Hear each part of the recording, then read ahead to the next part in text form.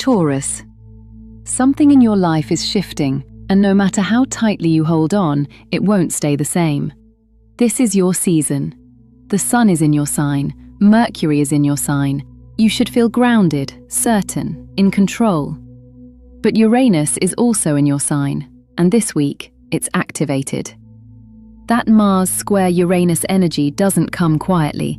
It disrupts, it challenges, it forces movement where you would normally resist it. Something may feel sudden, a change in plans, a shift in dynamics, or even an internal realization that you can't go back to the way things were. Early in the week, you may try to stabilize things, adjust routines, focus on what's familiar. But by midweek, the emotional intensity builds. The Scorpio moon activates your relationship axis. This isn't just about you, it's about how others meet you, or don't. Truth surfaces, and you're faced with a choice. Hold on to what feels safe, or acknowledge what's no longer working. Because what looks like disruption is actually alignment trying to happen. By the end of the week, the Sagittarius moon shifts your focus inward. You begin to process what this change really means. There's a deeper transformation unfolding, one that asks you to redefine what stability actually is. Not control, not resistance, but adaptability. Mercury and Saturn support you here. You can make grounded, practical decisions, but only if you're honest about what's changing. And Venus in Gemini may bring new perspectives through conversation. Something someone says may open a door you didn't expect. This week isn't taking something from you. It's showing you what you've outgrown. Taurus. Your tarot card is the Wheel of Fortune. The wheel is turning, and you can feel it. This card brings cycles, shifts, and moments that feel fated rather than forced. What changes this week may seem sudden, but it is part of a larger rhythm unfolding in your life. You are not losing control, you are being repositioned. Stay open.